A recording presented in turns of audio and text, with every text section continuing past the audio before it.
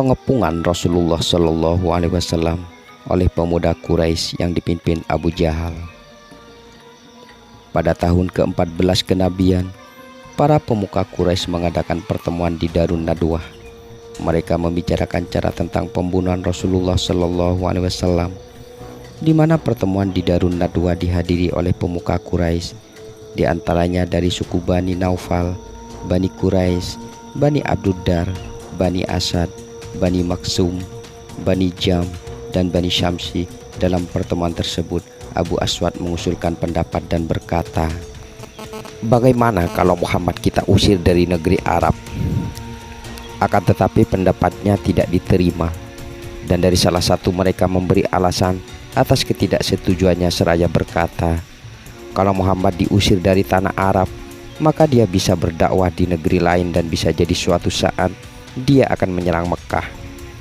Lalu Abu Bukhturi mengajukan usulan juga dan berkata, "Bagaimana kalau Muhammad kita tangkap dan kita penjarakan sampai meninggal dunia?" Pendapatnya juga tidak diterima oleh mereka, dan mereka berkata, "Seandainya Muhammad dipenjarakan, kaum muslimin dari Mekah dan Yasrib akan datang untuk membebaskannya." Akhirnya Abu Jahal mengajukan idenya seraya berkata, "Alangkah baiknya jika kita mengumpulkan pemuda-pemuda kita yang kuat untuk membunuh Muhammad." Kemudian usulan Abu Jahal tersebut disetujui oleh mereka, dan mereka pun mengumpulkan pemuda-pemuda Quraisy untuk mengepung kediaman Rasulullah Shallallahu Alaihi Wasallam. Sebagaimana seperti yang dijelaskan dalam surat Al-Anfal ayat 30 yang berbunyi, "Dan ingatlah ketika orang-orang kafir Quraisy memikirkan daya upaya terhadapmu untuk menangkap dan memenjarakanmu atau membunuhmu atau mengusirmu. Mereka memikirkan tipu daya, dan Allah menggagalkan tipu daya itu. Dan Allah sebaik-baik pembalas tipu daya." Surat Al-Anfal ayat 30.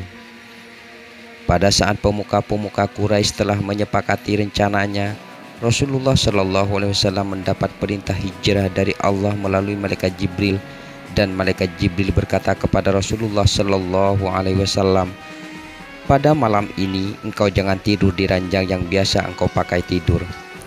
Mengetahui hal itu, Rasulullah Shallallahu Alaihi Wasallam segera menemui Abu Bakar. Melihat kedatangan Rasulullah Shallallahu Alaihi Wasallam, Abu Bakar telah memahami maksud kedatangan beliau, bahwa pasti ada hal penting. Waktu itu Rasulullah Shallallahu Alaihi Wasallam menceritakan rencana orang-orang kafir Quraisy. Lalu Abu Bakar juga sempat minta izin untuk melakukan hijrah. Akan tetapi Rasulullah Shallallahu Alaihi Wasallam meminta Abu Bakar untuk menangguhkannya, dan Rasulullah Shallallahu Alaihi Wasallam pun menceritakan bahwa Allah telah memerintahkan untuk hijrah. Dengan spontan Abu Bakar berkata, "Wahai Rasulullah, biarkan aku yang menemani engkau hijrah." Rasulullah Shallallahu Alaihi Wasallam menjawab, "Ya benar, engkau akan menemaniku hijrah." Kemudian Rasulullah Shallallahu Alaihi Wasallam kembali ke kediamannya dan mengamanahkan beberapa hal kepada Ali bin Abi Thalib sepupunya. Setelah seluruh umat muslim telah keluar semua dari Mekah, saat itu tinggal Rasulullah Shallallahu Alaihi Wasallam, Ali bin Abi Thalib, dan Abu Bakar yang masih berada di Mekah.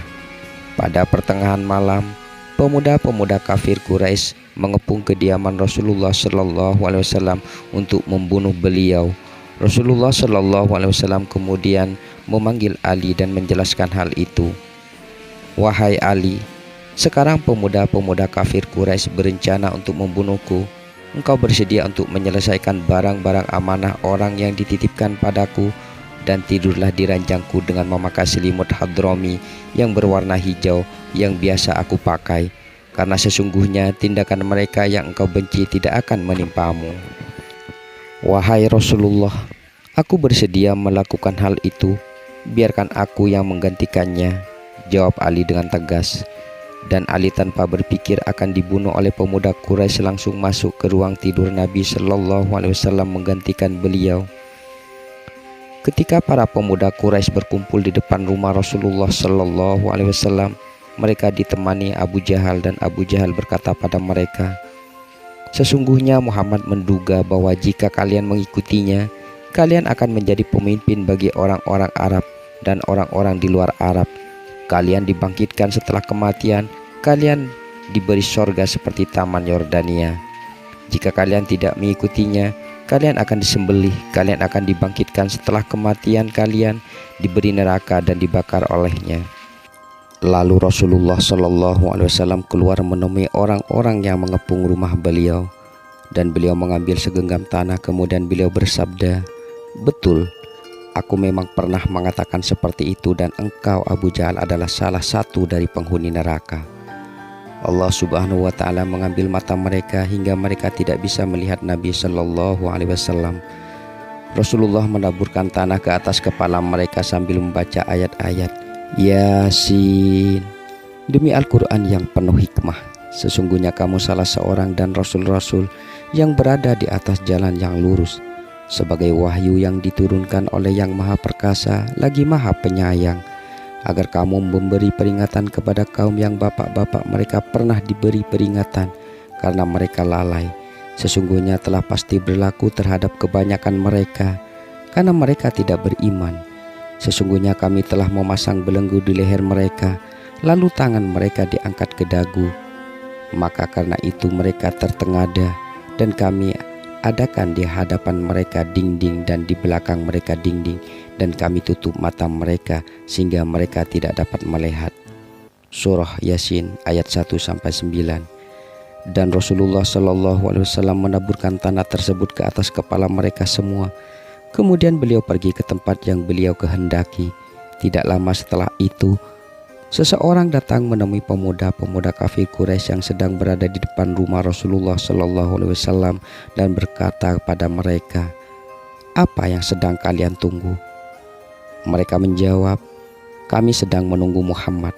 Orang tersebut berkata, "Tuhan telah menggagalkan kalian. Demi Tuhan, Muhammad telah keluar dari rumahnya, lalu ia menaburkan tanah ke atas kepala kalian semua. Kemudian ia pergi untuk memenuhi kebutuhannya. Tidakkah kalian melihat apa yang terjadi pada kalian?" Setiap dari mereka meletakkan tangannya di atas kepalanya masing-masing dan mendapati tanah di atas kepalanya.